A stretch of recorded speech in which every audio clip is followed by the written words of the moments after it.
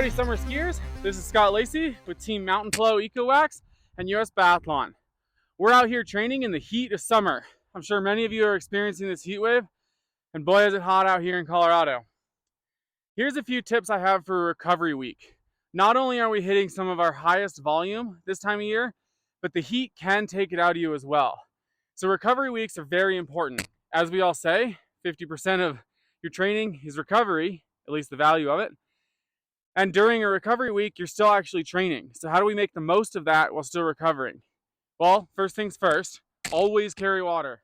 Drink a ton of water. If you have an electrolyte drink, do that. Stay hydrated before and after workouts, not just during. And if you can, find some good, comfortable protection from the sun. I always wear sun shirts. You may have noticed in a lot of my videos, even in the middle of the summer, I wear a long sleeve.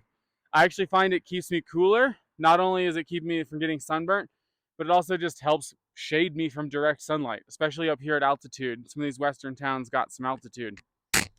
But I want to go over a few other things I do during recovery weeks to feel good. Not just recover, but really come out of it feeling like I'm on my A game. Let's do it.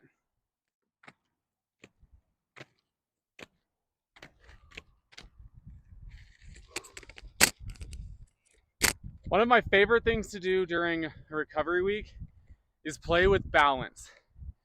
It gives me a chance to really focus on something without focusing on being in the heart rate zone or going hard or having perfect speed. One of the ways I do that is by skate skiing on roller skis, but in classic boots.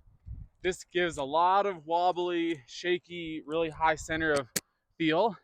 But when you can really practice this, sometimes you end up with your heart rate right around 100 or even 90 if you're really struggling, and then eventually you'll get to a true L1 workout. But really taking advantage of the recovery week to spend 30 minutes or even 45, or I've worked my way up to an hour of skate skiing in classic boots to really work on that balance. It really forces you to really have the weight transfer directly on top of the ski. Push off from the center of the ski with your foot centered in the boot. And then you'll notice instantly where you're weak. For me, it was my left side, and for my right foot, I like to push a little bit to the inside, rolling my ankle. Then you put on skate boots and you feel bomb proof. Let's give it a try.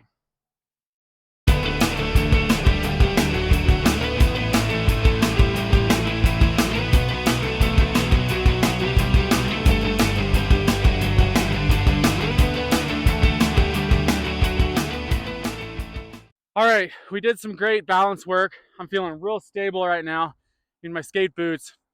Took an off day 2 days ago. Time to activate the body. You can often feel lethargic after an off day and sometimes even feel worse, even though you felt tired before. And now you just feel like you didn't make the gains of the high volume beforehand. So I like to wake my body up. I go out mostly in L1 ski, maybe 90 minutes or hour 45. And I choose 3 things to do speeds with. In my case for skating, I do no pull, V2, and V1. V1's hard to find on a road, so I'm using this great driveway here that's a lot steeper. And I'm gonna do 8 speeds. I like to do them, full recovery, minute, 2 minutes between, and then 5 minutes before I do the next exercise, or I ditch my pulls, or I switch to V2. And I really focus on really quality speeds, not necessarily just being spastic, but really landing on that flat ski, taking advantage of that classic boot skating we did earlier, and really waking the body up. In total, that puts us at 20 to 24 speeds, and that really activates me.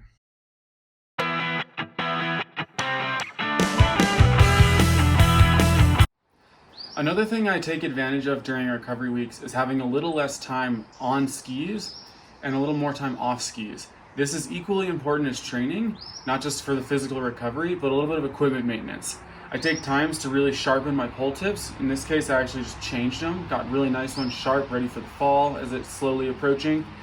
I like to keep a huge water jug in my truck. It got empty the other day and I realized I really needed some post-workout recovery and I didn't have it. So now I keep this. I took advantage of my running vest, refilled it with granola bars, made sure I had all the sunscreen things I needed. That way, then you have your training come during the high volume. You don't have to think about it. You have sharp roller tips, you have water, you have granola bars. In fact, I even just changed my roller ski wheels, and this was huge because you want your roller skis to track like they would skis. As they wear slowly, unevenly, you can rotate, you can switch feet, you can do all those things. But in reality, only new wheels act like a ski, and eventually they'll start to track differently. And you want skiing, roller skiing, to be like skiing. So I'm really happy to get all this done, take advantage of a little lower training volume to get all this prep so that next week when I hit high volume again, everything is dialed, don't even have to think about it.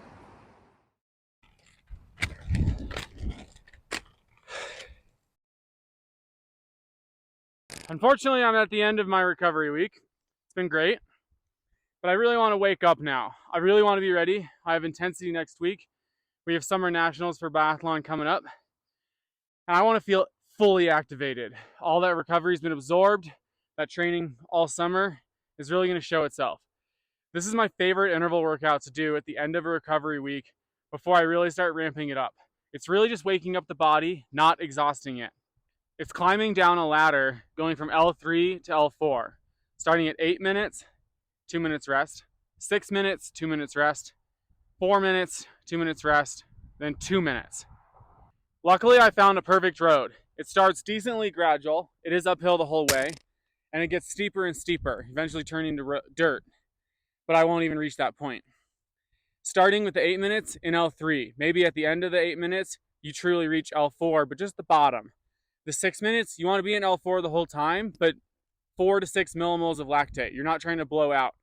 4 minutes, you want to aim for that upper true race pace. At that point, you're going the pace you would go, but it's only 4 minutes. It's okay. And then the 2 minutes, you want that to show your body is really ready. Everything is activated. You're really aiming for that upper end of 6, maybe even 8 millimoles, but you don't want it to skyrocket. You're not trying to go for full production. You're not trying to go 12, 13, whatever your max is. It's still a recovery week. This is just activation. The goal of this is that you end and you're feeling good. You're feeling ready. You're feeling recovered. You're not feeling exhausted. And hopefully then you go on and have a great intensity or a volume week, whatever's next.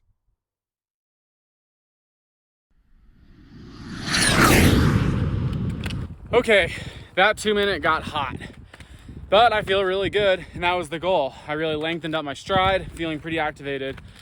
And I really recommend doing all intensity early in the morning while it's still cold. The heat really is an exhaustion factor, but stay hydrated. I'm gonna go rehydrate. The last thing I love doing on recovery weeks is taking plenty of dips in the river. It's such a hot summer. It's a great way to cool off after a workout. It's a great way to take an ice bath, be out in nature, enjoy the shade.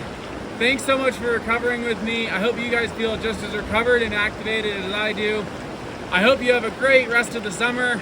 See you soon. See you on the trails.